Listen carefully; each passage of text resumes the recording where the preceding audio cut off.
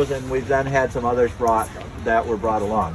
One other concept I'd like to introduce to you is that for those that are doing the disease and deadouts, a very handy thing is to have a kit, everything together.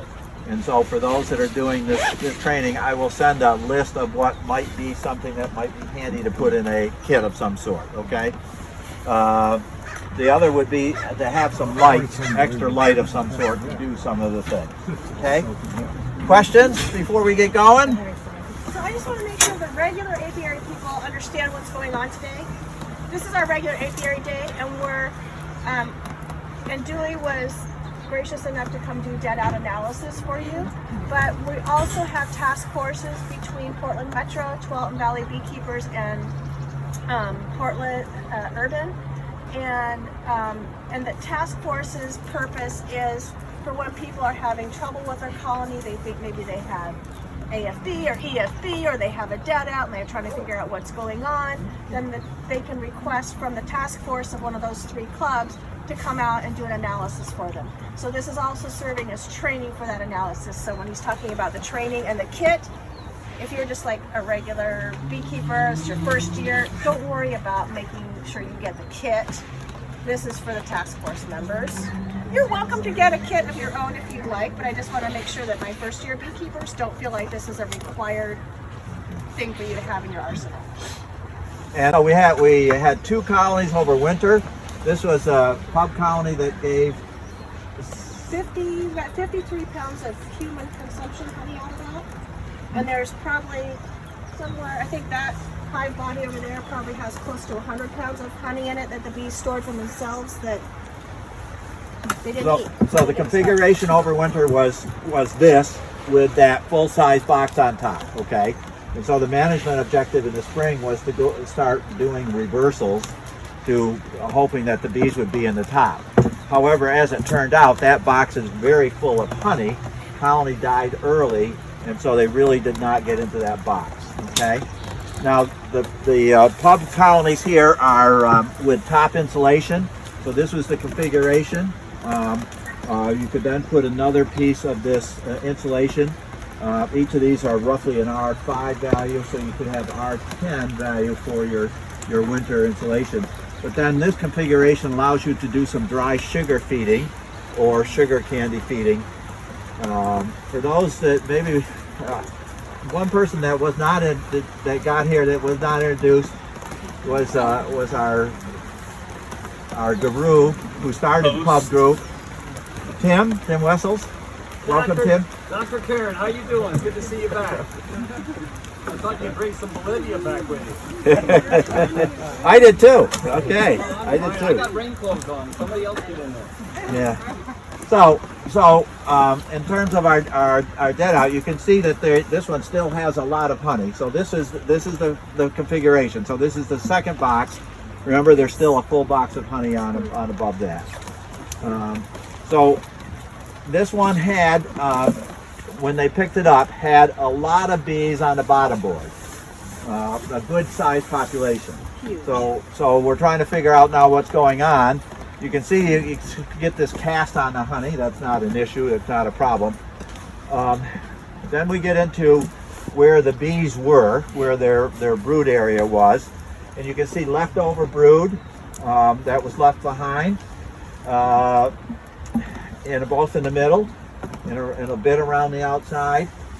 I'm going to talk about the ring around the bathtub effect. And as bees age in a fall and they get closer and closer with their cluster, they will leave brood behind.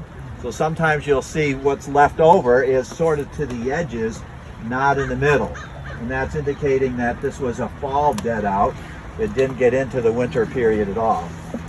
So again, where we can see this leftover brood, in many cases it's punctured.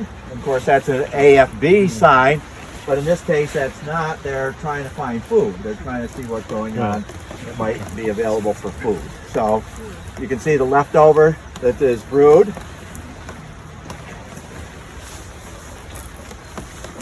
And then we get to where the cluster was. Now these are the bees that fell on the bottom board that have been brushed off. But this is where the cluster was. You can see it's a little bit more moldy here, and just a few clinging bees left over as well. Okay, and then again, this is where the cluster was. Not starvation, because the cluster was also where there was honey. Okay, so this is likely to have been, even though it was a population, likely it had been a case where they froze because they did not have enough bees to be able to maintain. You can see bees were wandering around trying to get to where honey was. There are a few remains here. This insulation, by the way, is insulating tape, and that's very effective because you don't want those drafts like in our houses. Now all these frames here are just full of honey. Okay, look at all the honey that's still here. They said a whole full box. You can see again that where the cluster was here between boxes for communication. This looks like this could have been a split cluster. Some of the bees went this way, some of the bees went that way. And so you had what could have been an effective colony with a bigger cluster splitting two clusters, and maybe for that reason we lost them with the winter freeze. Okay, I don't know if there's Why did any. they split like that? Why? You know, I'm not sure. And again, there's lots of honey over here, so then the bottom had all of the remains. Yeah, there was probably at least 2 inches of dead bees on the bottom. Dewey, is the queen in there somewhere? Is there a dead queen in there? Can you see her? There could be. We've got, our bees have gotten to be pretty moldy at this point. So, but they were likely in the second box. I looked in the bottom of that other box and I didn't see them there. Okay, we can put all those frames back. Any questions on that? This is a tough one to diagnose. I've got one. I'll just take Yeah. it open. So there's a bit of a sour smell on that frame. Is that dangerous for bees if I want to reuse that frame to No. swarms? No. All of that's reusable. They die from virus, but the viruses that we can recover on deadouts are not the DWV or the paralysis viruses. They're cyanide viruses and some others. So there is some virus left over, but it's not those that are the most serious, we think, for bees. And then can you address to people what should be done with the leftover honey? Because this is not safe for human consumption because it's had mite treatments in it that are not former pro. So can you talk to that? So again, all that honey is safe for bee feed because it's had treatment in it. The formic, once the honey is capped over and then you're treating with formic, generally it's not absorbed into the honey. So technically you could do some extraction of this, but technically you're not supposed to because you've that honey's been treated with formic. Well, this honey was also treated with Apiary in the fall. So the Apiary, the synthetic, is a little bit more serious. So if those honey frames were exposed to Apigard or Apivar, then no human consumption, right? So freeze them and feed with them? Is that... Freeze. The best thing is freezer because now, as it warms up, wax moth may be already in there. I didn't see any wax moth trails at all, but it could have been in there. So freezer to get rid of the wax moth, and then back to the bees. Yeah. Yes, and these frames that have the leftover brood, the same thing. We're not going to be able to clean them up. You're not going to be able to pick them out or anything back on. So if we think that colony died not from starvation because they have plenty of honey in the hive, but because they probably froze because the colony was too small, what do we think the root cause was for the colony being so small? And I think I see mite frass, mite poop on the inside of those around where the brood nest was. Could it be, is that an indication? So that when it we're might have been talking, Varroa? if we're going to someone else's house, and what we're going to do is say, the gentle part. We're going to say that the cluster split and the two parts were not adequate. What really killed them was the mites. Okay, the mites then didn't allow the colony to rear the fall bees to get the diaphanous bees to get through the winter period, and this splitting of clusters sometimes is related to mites. They're trying to get away from brood that has mites in it. Okay, and so that's why they're leaving brood areas and going to areas that were not brood. So the root cause is probably mites reducing the population.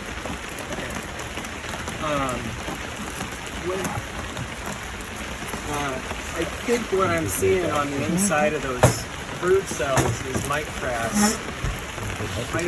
Okay, so mite frass, I've got a good one to be able to show you a mite frass along. But mite frass is the leftover poop from the mites. They poop inside the cells. So you actually have to look inside the cells. The best way to look is not from the top bar down, but turn it and look from the bottom bar up, and you can often see that mite poop. Okay.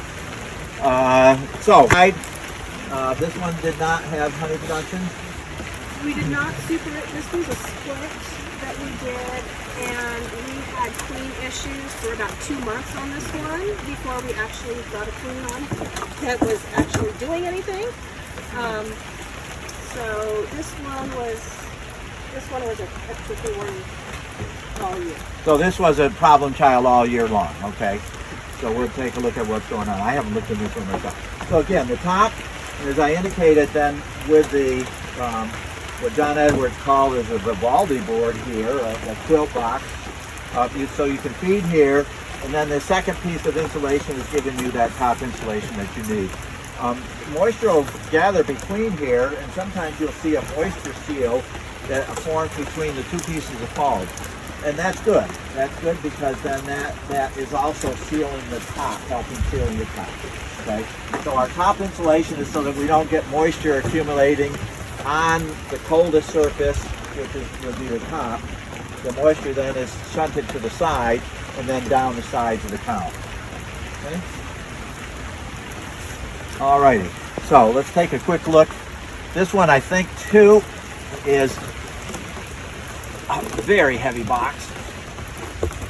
Doesn't have side handles. Okay, I'm going to go this way. So this one is a full box of honey. They did not starve. They did not starve, obviously, right? The easy way to do this is to look from the bottom and see if we see that they came up into the bottom. Any evidence of that? There are a few dead ones.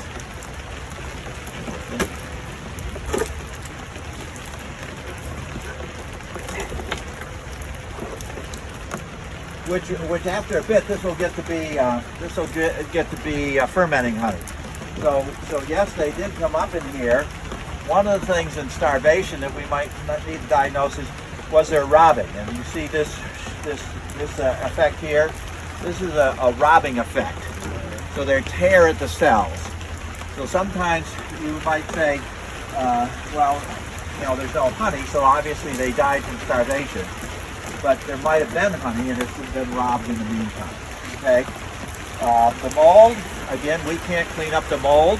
Some people would like to take and use a Clorox bleach solution or a soapy solution. That's fine, but you're really not going to do very much for it. It's a lot of work. Not going to really do very much. Okay. And for my new beekeepers, the mold is not an issue. The next bees will clean it up. So here's where they were. Here's the last remains of a brood area. Okay. So this is our leftover brood. You can see a lot of punctured cells. Likely the cluster was here. It has fallen to the bottom board. I want to pass that one around. That is a little more instructive. Could those punctured brood cappings be an indicator of PMS? Yeah, it's all part of the mites and looking at food.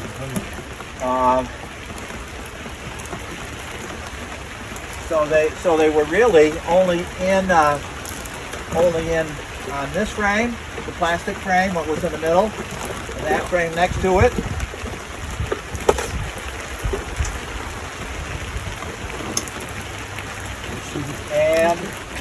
And this is all bee bread. So this is what was next to the thing. We see crystallized honey. This honey here doesn't look like very sharp, so crystallized honey. So the bees were not taking care of this early in the fall of the year. Okay. Take that one off.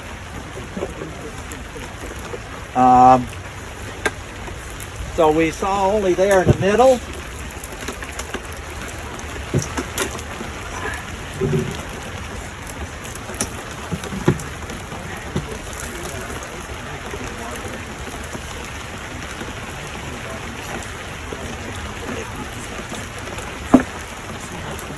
So here's where the rest of the cluster was.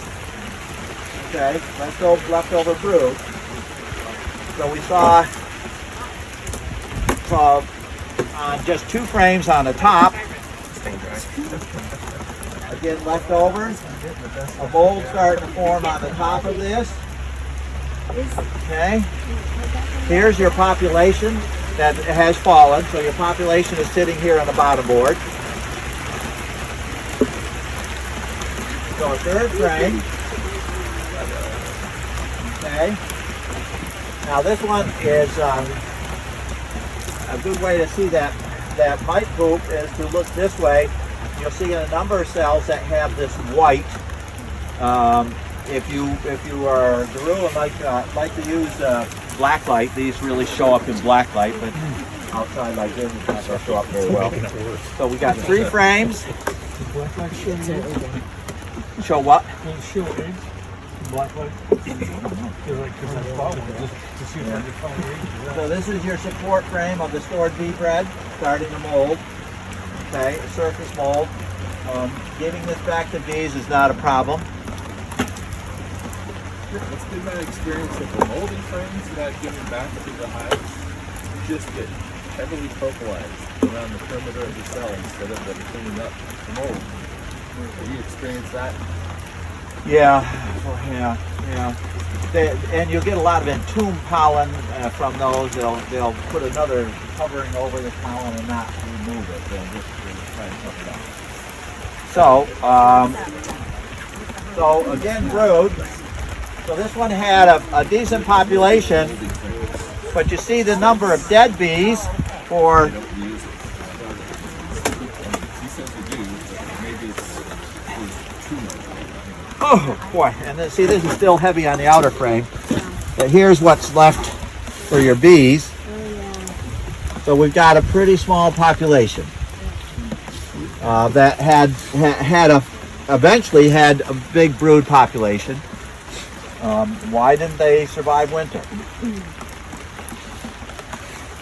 You know, should have been enough bees. They certainly had enough food. This one is a bit of a mystery why this one didn't do so well over winter. Is there a history of mite sampling on it then in the fall? Yeah, all the colonies have low mite counts in the fall. And mite treatments, we did Apibar, Clomico, and Apibar Yeah. last year. Did you find it here?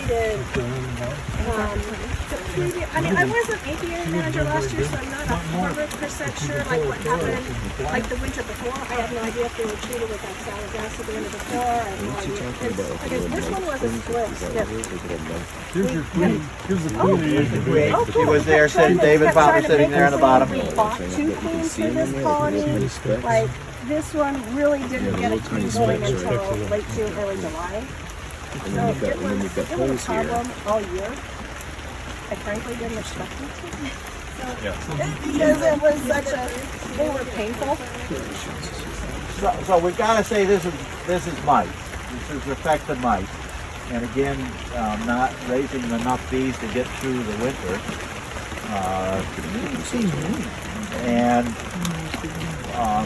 So someone treating with mite say, well, I did this treatment,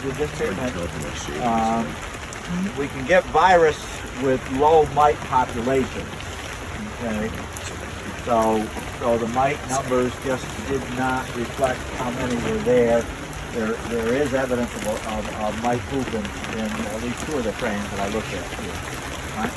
Could it have been that they had a relatively high mite load and therefore a high viral load were treated, so the mites were killed, but the viral load persisted and just sort of weakened them prematurely and they figured out. The former treatment particularly would kill those mites pretty quickly, but then prior to that, the mite numbers were high enough that the DWV or the paralysis virus got started. Okay. David found the queen here on the bottom, kind of a small one, but I mean, when they're dead, their bodies are a little bit smaller anyway. So it's good to see that you've had problems with this hive all season too. And I'm wondering if there was a virus going on all season that just got ahead of it. Because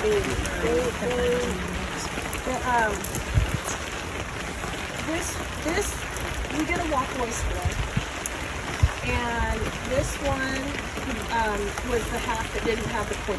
Mm-hmm. They made queen. And you know what the spring was like last year. I mean, it was really rough. I don't think she ever got mated or didn't come back because then, we saw a queen, but then there was no eggs, nothing going on. And then we bought a queen, and she laid for maybe 10 days, 2 weeks, and then nothing. And then we put a frame of eggs in from another colony, and they made another queen, and that one didn't really work. And then finally, by the end of June, we got a queen in there that took off. So it was a struggle for months. And the problem is, looking in August, September, this is probably looking pretty darn good. This colony really is looking like it's finally recovered and things are okay. But in the meantime, the viruses are taking their toll. Mm-hmm. One of the things that will help with the diagnosis is because they November got cold quickly, and so they started clustering fairly early. And so you see bees that are partially out, partially emerged, that didn't get all the way out. And that's because the cluster had moved away from them, and they just chilled. And these could have been the bees that could have lived over the winter period, but just were not contributing to the population. Okay, so this would be a tough one, but certainly the effects of mites is left over.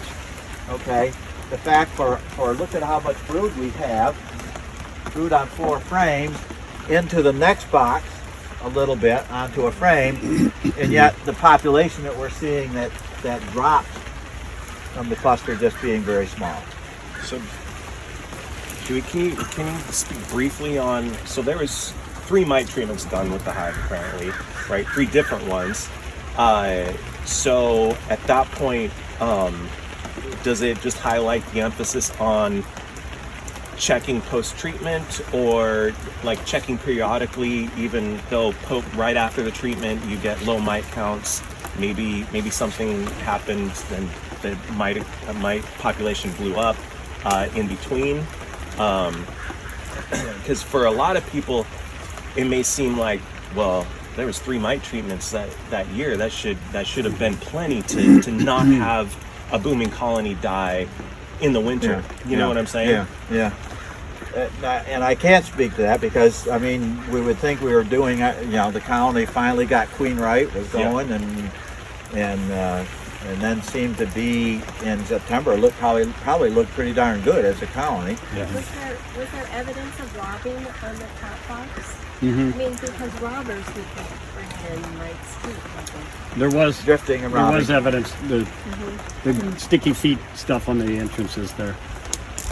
Sticky honey at the entrance. You could see that there had been robbing. Okay, so and we had 34 colonies in the rest of the apiary out there, and we now have 31. So we pretty best numbers I've had That's pretty fantastic. ever. So I don't know, and we did pretty much the same thing, Jana. I don't know. I think there was some issues with the early on with the queens and that, and Yeah, this one, the queen was a problem. Like Yeah, I said, till oh, the end of June, early July, it was a struggle. even those ones we got from Glenn, Yeah, yeah, both of the ones we got from him did out. did not produce. I mean, Yeah. they produced for like 10 days and that was it. The puzzling piece is that it looked like it had rebounded, and Yeah, and when we did our mite checks in, let's see, we took the apivar off October 2nd. So whatever 42 days was before that, when we did the mite checks, they were not over threshold for treating, but we threw the apivar in anyway. yeah, we did. So I don't know. We tried to match our treatments and our timing. Yeah. Want me to grab that, Dewey? Yeah. Like I said, I mean, I was hoping last year, and so Bruce was the one that was more like Yeah, hands off. hands on, and so I don't remember 100% Yeah. What was going on? what Yeah. was See the going effect on, of but robbing here I with the vividly Pieces remember of wax. the Formic Pro and the Apivar. I'm pretty sure we did Apigard in the spring, Yeah, I think so. but I wasn't really involved in the spring, so I can't remember for sure, but I'm pretty sure it happened. Other colony, not from here. Someone brought this one along.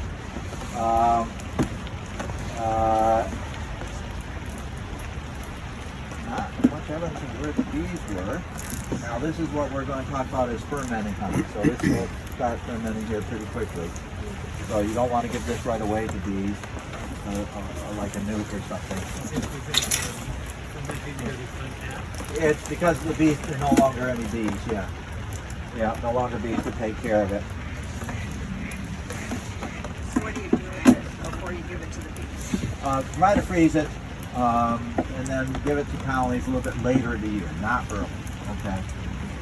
So here's where the remains of the bees were. You can see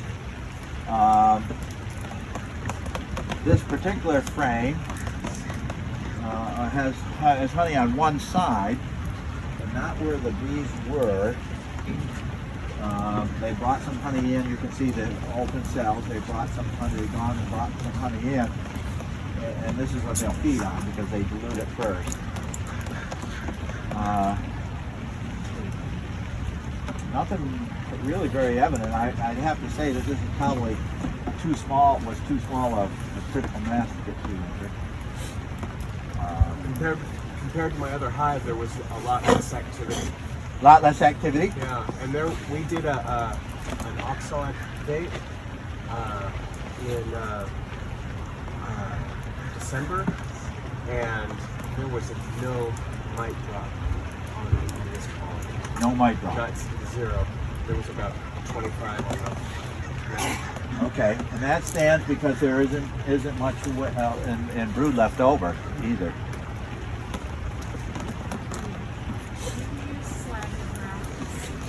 No. How long does it take for those frames to ferment with the honey? As soon as it warms up, it'll really start running right down off of them. Okay. Yeah. That's the boxes. There's ours here. Okay.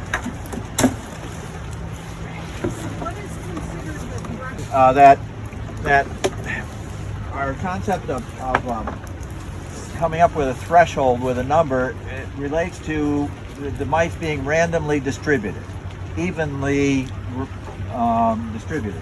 Turns out that's not the case. Why they're in certain cap cells and not others, we don't know.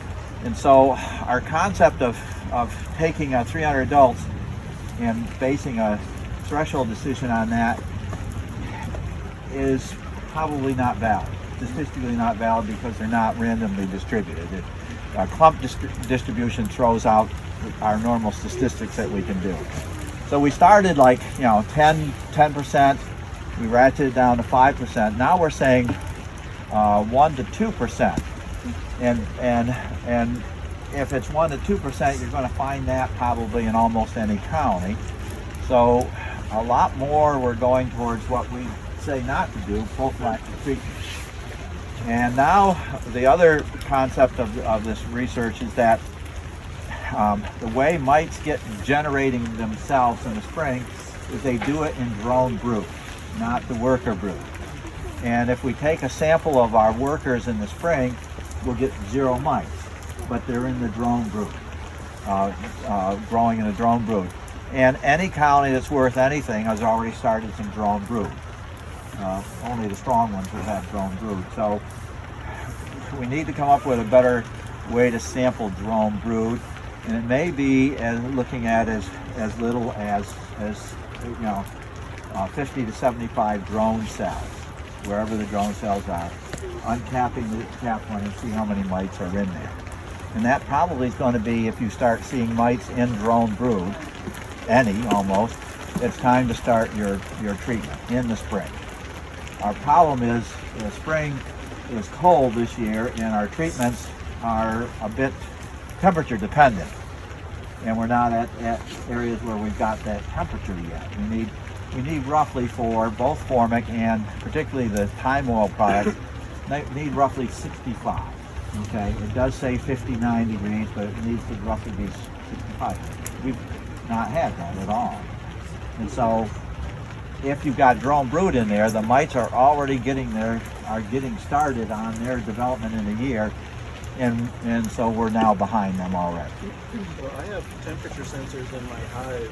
Inside the hive right now, it's 65 to 78, depending on which one. Is that good enough? Can I put formic in there if the hive is warm enough for it? So good point with Dave making that we're talking about an outside temperature to make this work, but if it's inside, and the issue then is particularly where we put the thyme oil, the gel, or where the formic pads go, all right? And so the thyme oil, we say, because it's heavier than air, it needs to go up at the top. So if the bees had moved up, that would be a good treatment. It would be warm enough that we would get to that 65, even during cold nights of the year. Okay. So we peg it to outside temperature, but we really should be looking at an inside temperature. Anyone else have temperature sensors going? Troy? No? Ryan? Paul? Are you finding also temperatures that are 80s. 80s? So the brood is in the 90s, but then it goes down quickly past that. But if you've got colonies that have moved up to the top box, where we're going to put those treatments, generally we're talking temperatures that are 65 or better, depending how close they are to where the actual brood is. Okay.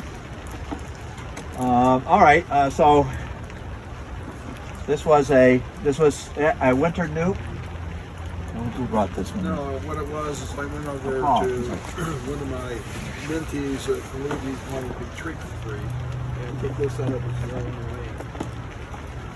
Okay, so here's our remains of our cluster. Look at the cells. So a late queen replacement issue probably going on in here. Particularly see the open cells. So this is where the cluster was. So it should have been on all of this brood area, all right? But it's not. And so it had moved to keep staying warm. You can see butts and cells, in other words, all the heads of the cells. So they clustered to try to stay where they were. But notice where they are. Was this super or not? You don't know. This was the whole box? This whole box, that was right next to the cluster. How much honey do you see?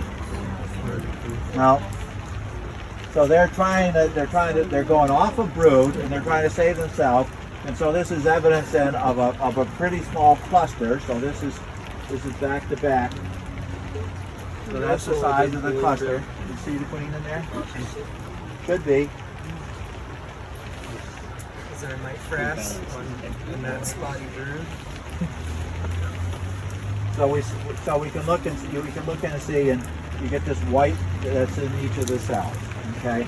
So this would be a colony that it's not strong enough to get through winter. They're trying to save themselves. You can see some of the bees trying to emerge, but where they were, there's no honey. Now you might find on the very edge some honey. There isn't, but you might still find honey in it, but still call it starvation of a small cluster. Okay. But we can pass these two around, and then this is where they were at one point, effectively at one point. Okay, so you got the mold forming and where the bee bread is. Paul, go ahead. He didn't believe in treating. He didn't believe in robbing screens. So he had a lot of yellow jackets coming through.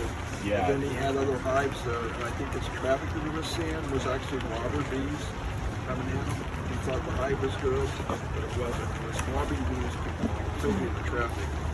Yeah, there's a yellow jacket in here, so it's definitely Yellow just a little bit. Now there isn't a lot of evidence of robbing in here. There was bee bread. You can see a fair evidence of bee bread. So this would be the frame next to those two. So there was a cluster of bees here, and then what you see for the cluster there. That was about it. Dewey, what would you say would be evidence of robbing for people to Torn look for? cells, jagged torn cells, and then this fermenting honey. Okay. And there isn't. There isn't much honey in here. There isn't honey in here left over at all. Oh, I'm sorry. Yep, there's a few cells here. Oh, okay. All right. Okay. And the white is just molding of the bee bread. We need on the camera to get a good picture of these two. Gil. I'm sorry. I'll wait till we get around. Paul, thank you for bringing that and going and They getting that. lost 60% of its hives. 60%. Is he deciding to treat next season? I convinced him. So I'm curious why he chose to treat them. A homemade colony, right? No, it's one that you could Commercial. get from, I think, Better Bee Okay. carries them on the East Coast. Yeah, it was an experiment to experiment with the 6/6 and the poly hive as opposed to the wood. It did have a honey super on top. It got treated, So 6 on 6. 6 on 6. In the summertime, it was 6 on 6 on 6. But there was a quilt above, little quilt board for absorbing moisture, and they had plenty of honey left over. Yeah, they were treated in September, formed pro. Numbers seemed really pretty good, but you know, it was also kind of one of the hives that was away from the apiary that was just like, you know, treat them and let them do their thing and see how they do. I went into fall with the 3 over. No, there was two. It was two, yeah. Top of the box. It was a quilt. Yeah, there was a quilt, little quilt shim on top. In addition to the honey soup. Correct. Yeah. Just for insulation. Okay. So this is a 6-frame box, and it had another one for overwintering and even a production one for the summer. So this is run as a 6-frame box, not an 8 or a 10. Okay. So this is again our leftover brood. Okay. A lot of uncapping of cells. I'm not sure what this uncapping is about. Is it if it's the worker trying to get out, or if it's the bees themselves trying to see if there's food in there? I don't know. Does anyone know? If you poke it open like this one doing, and there's a bee in there, she was trying to get out. She was trying to get out. You would think. Yes. There's some of them. You can see trying to get out. Yeah. Okay. Good frames. There was some honey. Okay. That they had removed cappings from. Is it possible that the workers were opening those cells to see if there was mites? Like it's not mites in the station. So is it possible that the workers were trying to see if mites were in those to get rid of them? and that can be the case. So the mites, the developing mites, give off a special odor that workers can detect, but they can't detect which cell it's in. So they will often uncap a bunch of cells around, trying to find the one that the mite was in. Unfortunately, then they will then destroy the developing one sister, the potential sister that didn't have mites. Okay. The behavior of uncapping is different from the behavior of recapping cells, and we need both uncapping hygienic and recapping of the cells where they don't find the mite inside. Okay? And that's a different set of genetic traits, and we're not selecting for that. So if you buy hygienic, you're selecting for the uncapping, trying to find the mite, but not recapping of those where there wasn't a mite inside of the cell. So there's honey. There's still honey left over. Adjacent frame. There are, again, some of the leftover cells. Okay, so this is the one that has the leftover cluster. You can see the bees in a cluster, and there may be a queen in there. And then there were bees actually in the cell. They had contracted from the bigger size of the cluster into a smaller one, but then there was no honey. No honey whatsoever. So a bigger cluster, they kept getting clustering, trying to get smaller and smaller, and this was the frame did not have any honey on it. There's likely a late season queen rearing, because you can see queen cells, but a queen emerged and she destroyed most of these before they did emerge. That's But the holes in the side, right? the holes Is that in the what side, you're looking at? yeah. This would indicate that at least a couple of the queens emerged, so there was probably queen fighting inside. This is this frame, and then there was a second one that was related to it. Oh, it's sitting over here. Yeah. Okay. So two that sort of look like that, but that's the extent of a cluster. There were very few bees, dead bees, in the bottom.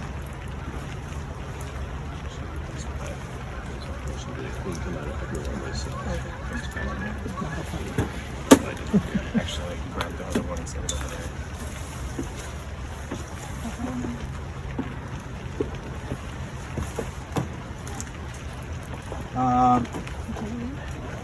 Honey, lots of honey. Again, our clue here is the bottom. How many bees were left? Oop, they're all falling out. Another one. Yep. How many bees were left over? This one doesn't really have evidence of leftover brood. Or was this it? No, that one was out of it, yeah. This one was out. Okay, so yes. So this is where the cluster would have been. But we don't see the remains of the cluster, so that might have been into the second box. There was no, yeah, I think at that point they must have all fallen down to the bottom because there weren't any in the second box. It was just the honey frames and there was no bees. Just Any of this like leftover brood? No.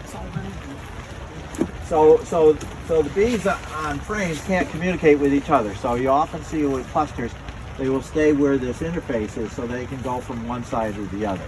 So there might have been into the second box some leftover remains. But again, a larger brood area, at least in the fall, that then they couldn't sustain into the winter.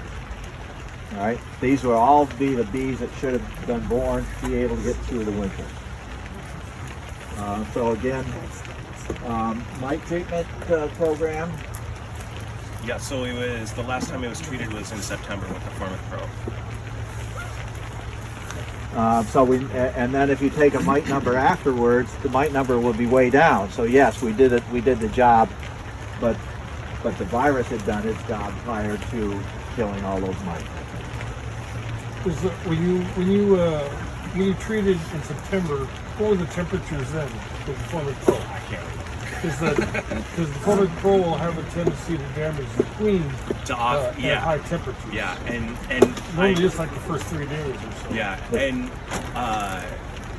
I used the Formic Pro earlier in my apiary, and then this one in September. It wasn't that hot though. I don't think. I definitely know that it has a tendency to like actually lost a queen in my apiary from the former pro, which is kind of, you just kind of accept that as, well, that's gonna happen. I have a tendency to tiptoe with the former pro when you're putting it in. Yeah. What's the temperature? Is it going to stay? I pulled it a couple of times where it got really hot. I said, I'm getting it out of there. 105, no. The queen's sitting outside. What's going on? I'll take that, dude, if you want. You don't need to fill far with it. I'll start it. So thank you for bringing those. Let me show them one further one. This is the one that we will use for our exams for those that are going through the Master Beekeeper program. So again, a good cluster, good amount of bees cluster. What we want to look for then is, was this related to mites? Would be mite poop. So looking in the cells and seeing if you can see the leftover poop from the cells. You certainly can. You can uncap some of these and you can actually see some dead mites in some of these cells. And particularly the spottiness. I neglected to mention that with others, but the spottiness. In other words, a good brood pattern, but very spotty as our clue. So we want to try seeing the spottiness as early as August. Trying to treat these late September, the virus is already doing its damage if the virus is in the system. So this is hygiene. A healthy one would not have the dispersed. No, it should be much more solid pattern. Yes. So that's definitely mites, right? Yes. So that definitely mites. Okay. And I brought this around for this other. This is a very good example of the bathtub effect. You notice where the cap brood is all around the edge. And what happened is, again, the bees clustered as it got colder, they went away from that. And so this is all brood that could have been the bees that lived through the winter that didn't because they didn't hatch. And they didn't hatch because it got too cold. Okay, so that's that bathroom effect. The more center frames will be this spottiness, okay? And then looking for the mite poop, you can actually find some mites if you wanted, but those are the characteristics we've been looking for. Ryan. That first frame, if you opened up a live colony and saw a brood pattern like that with torn cappings and so on, is that what parasitic mite syndrome? That's like? Very characteristic parasitic mite syndrome, and so that's you want to be very aggressive with any treatment at that point. But it might be too late. What is parasitic mite? So it's this effect of the mites then affecting brood and also the longevity of the adults. Okay. So it's mites feeding. Yes, it's not very heavy feeding. And again, that rim. Okay. So they had a good brood cluster, but already early in the fall, they were contracting as it got cooler at nights, and so brood that could have been the ones that lived through winter were not being able to do so. Would you be able to reuse those frames? So yes, again, the viruses that will kill the bees are not here. Okay.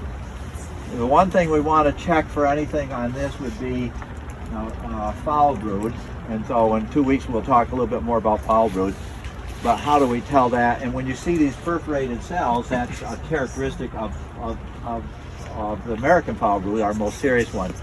But it's not. In this case, it is not American foul brood. It is not. And you can actually go ahead and confirm that it's not by actually pulling out cells, seeing if it ropes out, and by an odor. Now there's a sour odor with all of these, but American foul brood has a distinctive odor. And so, Dewey, just to clarify, the perforated tops can be from American foul brood or not. It's multiple reasons. So we say the most characteristic feature of American foul brood is sunken perforated brood cappings, and that's what we're looking at in this case. Okay. But what else would Smell. do that if not American? So the parasitic mite syndrome would do Okay. this. Okay, thank you. As we see the scattered, particularly the scatteredness that we would see here. All right. The other would be the American foul brood forms into a scale, and these cells that did not emerge, if you go in there, you should be able to remove the remains. Okay. There'll be a scale-like, but American foul brood scale melds right into the bottom cell wall, and that means you can't pull it out. Where these you go in with forceps or a toothpick, you can actually pull them out.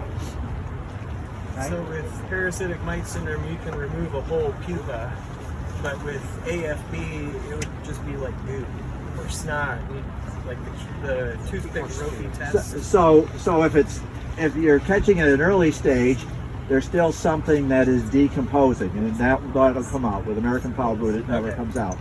The problem is this is past that gooey stage, and so it will be kind of a clump that'll come out. Okay.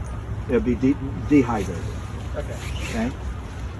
As an added feature, Paul brought the instant vac with him.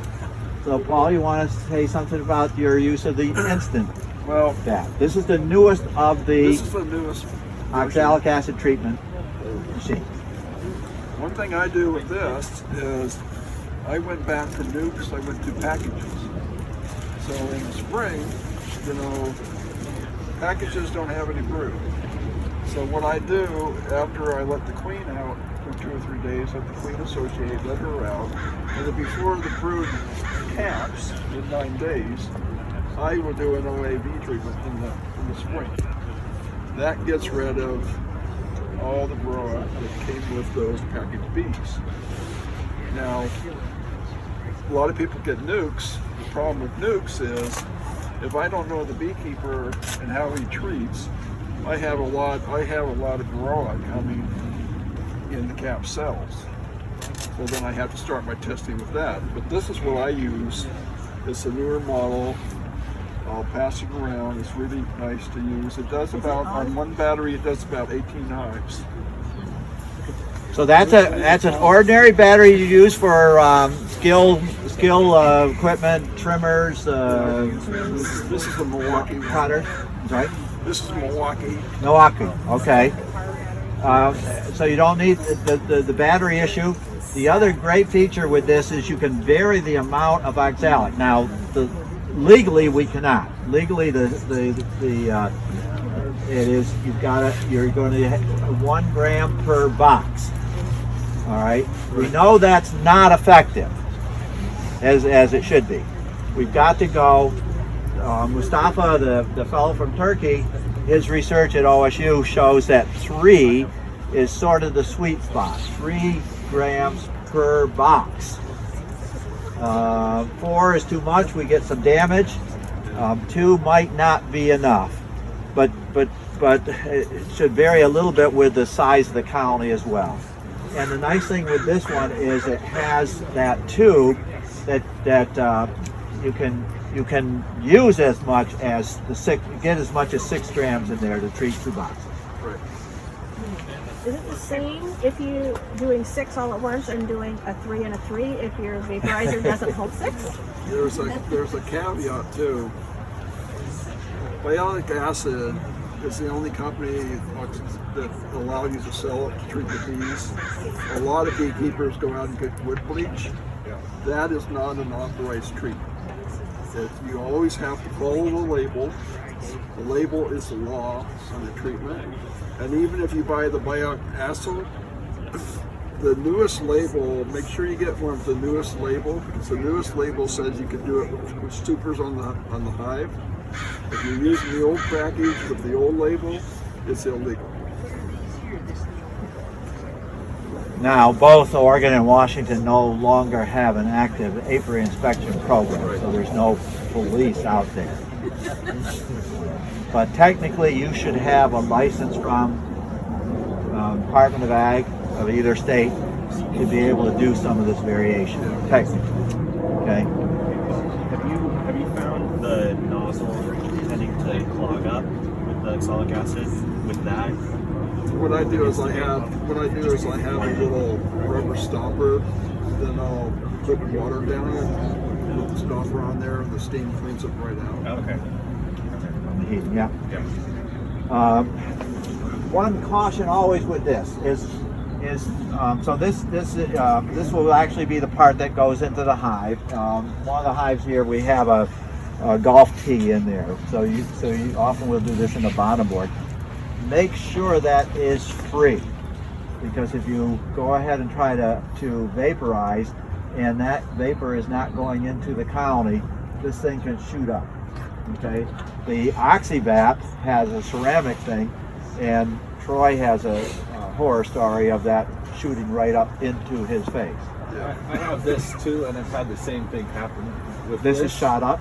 Yes, so I've done the golf tee thing, and on a day where it's wet, even after drilling the hole out just to make sure there's no propolis blocking, except the wetness draws the temperature down so much that this gets cold and it will fill up with oxalic acid. Yeah, that's what happens with mine. And so what I do, I keep a blowtorch, a propane blowtorch, and I just hit it with that, and it clears the tube.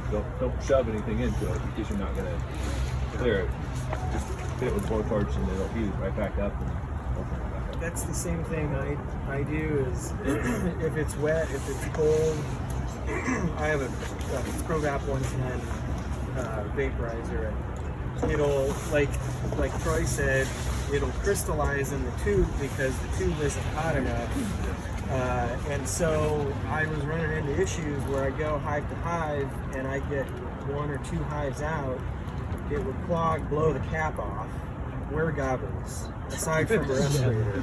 Seriously, I mean, people have been seriously hurt. So wear goggles and a respirator. But I ended up using the torch that I use for my smoker to just heat up the tube in between each one, and it's not an issue. It's actually designed to go in the front entrance and not through a drilled hole. But I mean, I don't like going through the front entrance. You go to the back, you're not going to be confronted with all those bees at the front, and you want to close the front anyway for about 10 minutes to get full vaporization in your colony. On all mine, I have slotted racks underneath with my hole, with my golf tee in there. I don't have that issue.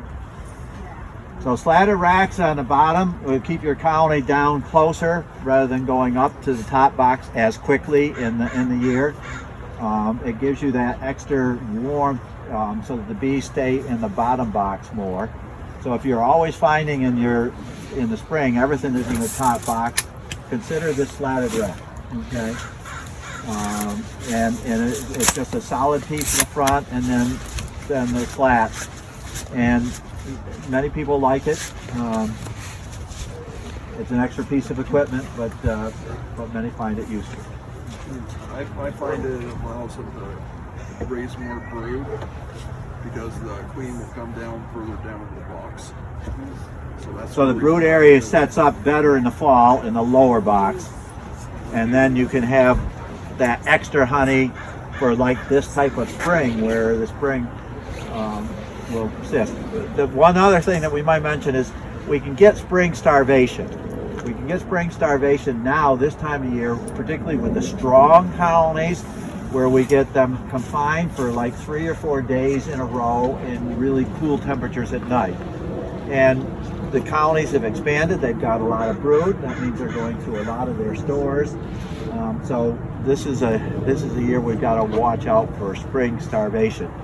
There are some particular areas in Oregon. This often occurs in the foothills of the Cascade Range, but also in the foothills of the coastal range. So spring starvation, and the way you'll tell spring starvation is just a huge population, a very active brood area. This would be a solid pattern. Okay, hopefully a solid pattern, because at this point they're not doing much hygienic behavior. They're early in the spring, should not be. So a nice solid pattern, but just bees wandering, and then all of those bees falling and actually clogging the entrance. So that might be spring starvation. Hey, Dewey, I have a question regarding PMS. So this frame here has this shotgun pattern, right? Yes. You know, it's not solid brood anymore. It probably was at one time. So despite the fact that this colony might be getting PMS issues, initially it looks really good, right? It looks like a nice solid pattern. It's only later that the shotgun thing develops, right? Yeah, so in the summer this would be probably a pretty good pattern, but it quickly develops in the fall. So the shotgun pattern is the most characteristic in September when we're looking at September time. Yep. Totally different. So it's kind of after the fact of sorts. Unfortunately, it's a bit of after the fact, because what it is they're trying to fleece their brood. The bees are trying to fleece their brood, but that's the brood that is needed to get the bees over the winter period. And so then we hit them with a strong treatment such as Formic, and we look and there's relatively few mites, so we're going to get this colony through winter, but in fact we don't. The virus is already doing its job. And I think that was the case with these two boxes that we had here that were the hard colonies. Anything else? Anyone else have I have a couple of things, and for those that are an aspect of training, I have a sheet that I sent around to you, and that is if you have any comments in terms of the reasons that colonies die, I'd be glad to have you share that with me. And finally, why I'm rushing is for those that are pub, you still have another hour of your 2-hour session, so I'll try and do the deadouts in one session. But for those that are not familiar, that had overwintered colonies, the PNW Honeybee Survey is live. This is hosted by the pub server, and so I hope that you would consider participating and going ahead and giving some information of what your survival looks like. Now, this year with this late spring, you may still have losses, so you can, if you've already filled one out, you can actually amend it as well. But if you have not, I have flyers for those that have the website information. So if anyone will. So for those for the training, we appreciate it. We will do a Zoom session on the 10th, which is a Monday coming. And then in 2 weeks, we will be back here. Our emphasis will be more on diseases, but still carry this discussion of deadout.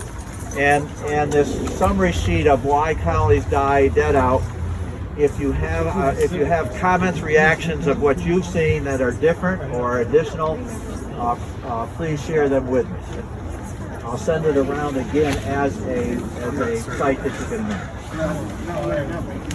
Other questions? Other Is this comments? only for Oregon? No, this is Brent. This is Oregon, Washington, and Idaho. Okay. And it is both commercial. So the first discussion is: do you have 50 or more colonies, or 50 or fewer? So it's not limited just to backyards. Okay. Thank you, Dewey.